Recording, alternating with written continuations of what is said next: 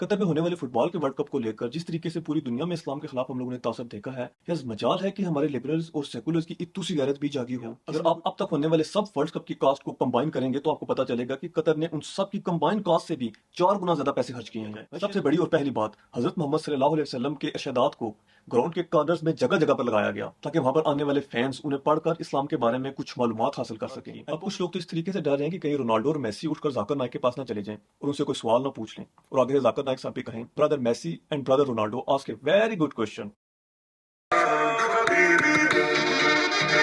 دوستو، پرانے چینل کو ہیک کر لیا گیا ہے، بہت کوشش کے باوجود ریکور نہیں ہو سکا۔ میری آپ سب بھائیوں سے درخواست ہے کہ میرے چینل کو سبسکرائب کر کے میری مدد کیجیے۔ آپ کے تعاون کا بہت بہت شکریہ۔ السلام علیکم۔ آج کل سائنس کے دور میں جہاں سائنس نے اتنی ترقی کر لی ہے، آج کے دن بھی کچھ ایسی بیماریاں ایگزسٹ کرتی ہیں جن کا کوئی علاج دریافت نہیں ہو سکا۔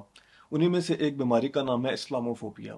اسلاموفوبیا کو اگر میں آسان زبان میں سمجھانا چاہوں تو اسلام کے خلاف تعصب یا اسلام کے خلاف نفرت، اور اس نفرت اور تعصب میں آخری حد تک گر کر اسلام کے خلاف پروپیگنڈا کرنا۔ اور پتہ نہیں یار کیوں ایسا ہے کہ جو ہمارے لبرلز اور سیکولرز ہیں، جن کے دلوں میں پوری دنیا جہان کا درد ہے، مگر وہ لوگ کبھی بھی اسلاموفوبیا کے بارے میں بات نہیں کریں گے۔ ویسے تو یہ لوگ ہمیشہ فریڈم آف سپیچ کی بات کرتے ہیں، مگر جیسے ہی اسلاموفوبیا کی بات آئے گی تو یہ لوگ چپی ساتھ لیتے ہیں، یا پھر پاسبلی یہ بھی ہو سکتا ہے کہ اسلاموفوبیا پر بات کرنے کے لیے انہیں پیسے نہ ملتے ہوں۔ قطر میں ہونے والے فٹ بال کے ورلڈ کپ کو لے کر جس طریقے سے پوری دنیا میں اسلام کے خلاف ہم لوگوں نے تعصب دیکھا ہے، یا مجال ہے کہ ہمارے لبرلز اور سیکولرز کی اتو سی غیرت بھی جاگی ہو، کسی نے کوئی ایک ٹویٹ کیا ہو یا کسی نے کوئی ایک ویڈیو اپلوڈ کی ہو۔ اتنے زیادہ یوٹیوب چینلز ہیں ان کے، مگر سوائے ایک یا دو یوٹیوبرز کے کسی نے اس کے بارے میں بات کرنا بھی مناسب نہیں سمجھا۔ مگر بہرحال ایک اور شعر بھی ہے کہ مدعی لاکھ برا چاہے تو کیا ہوتا ہے، وہی ہوتا ہے جو منظور خدا ہوتا ہے۔ اس لیے آج کی اس ویڈیو میں ہم ان ڈپلومیٹک قسم کے لبرلز اور سیکولرز کو ایک سائڈ پر رکھیں گے اور ہم دیکھیں گے کہ کس طریقے سے قطر نے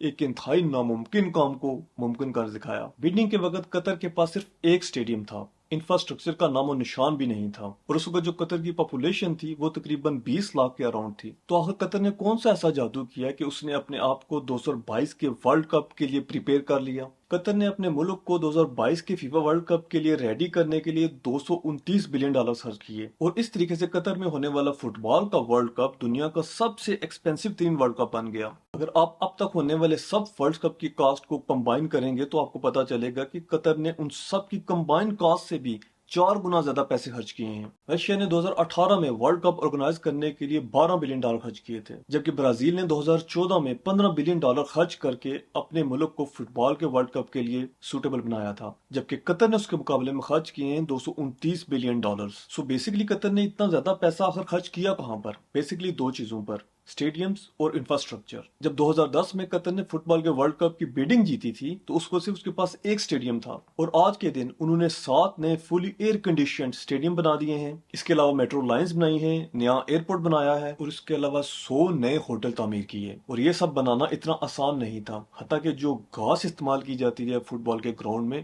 وہ تک قطر کے پاس اویلیبل نہیں تھی، اور قطر کے ماحول میں اس گراس کو اگانا اتنا آسان کام بھی نہیں تھا، اس لیے انہیں اسپیشلی USA سے ایسے گراس سیڈ امپورٹ کرنا پڑے جو کہ اس ٹیمپریچر میں اچھے طریقے سے اگ سکیں۔ اور اب 12 سال میں پورا انفراسٹرکچر کھڑا کرنے کے لیے کم از کم بھی قطر کو 30,000 فورن لیبر چاہیے تھے، اور انہوں نے ارینج کیے بھی، اور بالآخر اتنی محنت و جدوجہد کے بعد وہ ورلڈ کپ کو آرگنائز کرانے میں کامیاب ہو گئے۔ اب انفراسٹرکچر اور اسٹیڈیمز کے بعد قطر کے سامنے جو سب سے بڑی دشواری تھی وہ تھی ہومو سیکشولیٹی۔ قطر میں نہ صرف یہ کہ ہومو سیکشولیٹی پر بین ہے، بلکہ کچھ ایسا فیل کرنے پر آپ کو سزا بھی ہو سکتی ہے۔ اب ذرا ہپوکریسی دیکھیے کہ جہاں پر پورے دن ہمارے میڈیا پر لبرلز اور سیکولرز چیختے چلاتے نظر آتے ہیں کہ فریڈم آف سپیچ ہونی چاہیے، اگر کوئی مرد مرد سے اور کوئی عورت عورت سے پیار کرتی ہے تو ہمیں کوئی اختیار نہیں کہ ہم ان کے ذاتی معاملات میں دخل دیں۔ وہاں جب اس کمیونٹی نے قطر کے خلاف ہر ہتھ کنڈا استعمال کیا کہ اس موقع کا فائدہ اٹھا کر قطر کے قانون میں کوئی رد و بدل کی جائے، ایک قسم کا انہوں نے ڈنڈے کے زور پر قطر میں یہ لا پاس کروانے کی کوشش کی،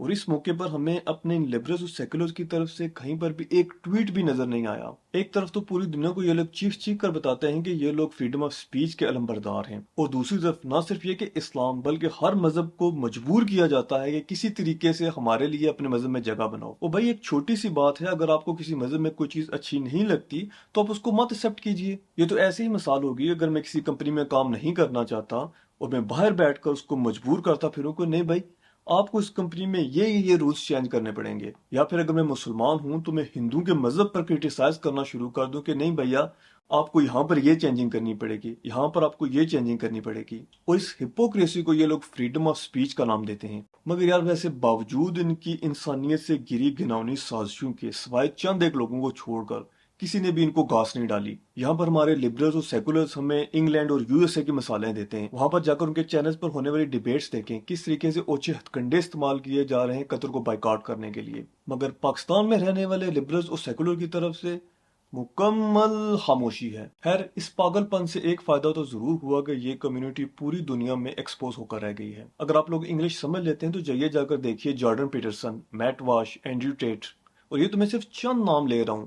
آپ کو سوشل میڈیا پر ایسے ہزاروں پرسنالٹیز مل جائیں گی جو کھل کر ان کے پاگل پن پر تنقید کرتے ہیں، اور ان سب لوگوں کا مذہب سے دور دور تک کوئی تعلق نہیں ہے۔ وہ لوگ بھی لبرلز اور سیکولرز ہیں، فرق صرف اتنا ہے کہ ان کا ہمارے لبرلز اور سیکولرز کی طرح دوہرا معیار نہیں ہے۔ وہ لوگ اچھے طریقے سے جانتے ہیں کہ جو فریڈم آف چوائس ہے اس کی ریڈ لائن کہاں پر ہے۔ آپ کو پورا اختیار ہے اپنی زندگی جس طریقے سے گزارنا چاہیں اس طریقے سے گزاریے، مگر آپ کسی ملک کو، کسی کے کلچر کو، کسی کے مذہب کو فورس نہیں کر سکتے کہ ان کے لا آپ کی پسند ناپسند کے مطابق بنائے جائیں۔ اب جہاں تک مجھے لگ رہا ہے کہ کچھ ایسی چیزیں جو کہ ہمارے لبرلز اور سیکولرز کو بہت زیادہ کھٹک رہی ہیں ان کو تھوڑا سا ڈسکس کر لیا جائے۔ سب سے بڑی اور پہلی بات، حضرت محمد صلی اللہ علیہ وسلم کے ارشادات کو گراؤنڈ کے کارنرز میں جگہ جگہ پر لگایا گیا تاکہ وہاں پر آنے والے فینز انہیں پڑھ کر اسلام کے بارے میں کچھ معلومات حاصل کر سکیں۔ الکوہل کو مکمل طور پر 8 کے 8 اسٹیڈیم میں بین کر دیا گیا۔ اس کے علاوہ ہوٹلز میں بار کوڈ نصب کیے گئے جن میں اسلام کے بارے میں جو عام معلومات ہے اس کو سٹور کیا گیا۔ اسٹیڈیم میں اذان کے لیے مائکرو فون لگائے گئے۔ اس کے علاوہ وہاں پر آنے والے جو فینس ہیں ان کے اسلام کو سمجھنے کے لیے 2000 لوگوں کو ہائر کیا گیا۔ اس کے علاوہ 10 موبائل کارز اور 10 اسٹینڈ بھی مختلف جگہوں پر لگائے گئے تاکہ اگر کوئی فین اسلام کے بارے میں جاننا چاہے تو اسے کوئی دشواری پیش نہ آئے۔ اسلامک ایگزیبیشن منعقد کرائی گئی جہاں پر ہر زبان کے لوگوں کے لیے انٹرپریٹیشن موجود تھی۔ اس کے علاوہ ہر گراؤنڈ کے اندر وضو کرنے کی جگہ اور نماز پڑھنے تک کی جگہ تھی۔ تو یار میرے خیال میں ظاہر سی بات ہے اب ایسی سچویشن کو دیکھتے ہوئے ان لبرلز اور سیکولرز کا اس طریقے سے منہ موڑنا ورلڈ کپ کی طرف سے یہ تو یار بنتا تھا۔ اور ان چیزوں کا جتنا افیکٹس فین پر ہوا ہے یہ آپ کو متعدد یوٹیوب ویڈیوز میں دیکھنے کو ملے گا۔ دیکھیے مجھے لگتا ہے کہ ہر آدمی کو اپنی مرضی سے کسی بھی مذہب کو اختیار کرنے کا حق حاصل ہے، لیکن ہم لوگ دیکھ رہے تھے کہ پچھلے 20-25 سال سے کس طریقے سے اسلام کو ڈیمورلائز کیا جا رہا تھا، کس طریقے سے اسلامی ٹیچنگز لوگوں تک نہ پہنچے، طرح طرح کے ہتھ کنڈے استعمال کیے جا رہے تھے۔ تو پھر ایسی سچویشن میں مجھے لگتا ہے کہ پوری امت مسلمہ کو قطر کا تہہ دل سے شکریہ ادا کرنا چاہیے جنہوں نے $229 بلین خرچ کر کے لوگوں کو اسلام کو سمجھنے کی ایک اپرچونٹی مہیا کی۔ اس کے علاوہ اگر بات کی جائے تو سوشل میڈیا پر بہت سے لوگ قطر کے ورلڈ کپ کی پریپریشن کے لیے خرچ ہونے والے $212 بلین کو لے کر اس طریقے سے پریشان ہو رہے ہیں کہ جیسے یہ پیسے ان کی جیب سے گئے۔ او بھائی جاگ جاؤ، جا کر دیکھو کہ لوگ قطر میں اسلام سے کیسے متاثر ہو رہے ہیں۔ قطر نے $212 بلین خرچ کر کے اس اپرچونٹی کو استعمال کیا کہ پوری دنیا کو دکھایا جا سکے کہ اسلام کیسا ہے۔ آج آپ کو سوشل میڈیا پر ہزاروں ایسی ویڈیوز مل جائیں گی جہاں پر نان مسلم ویسٹ کی کنٹریز سے اس بات کو کلیم کر رہے ہیں کہ کس طریقے سے ان کے میڈیا نے اسلام کے خلاف پروپیگنڈا کیا اور اسلام کے خلاف نفرت ان کے دلوں میں بھری۔ آخر میں صرف میں اتنا ہی کہنا چاہوں گا کہ یہ قطر کا رائٹ ہے کہ وہ $212 بلین خرچ کرے یا $500 بلین خرچ کرے۔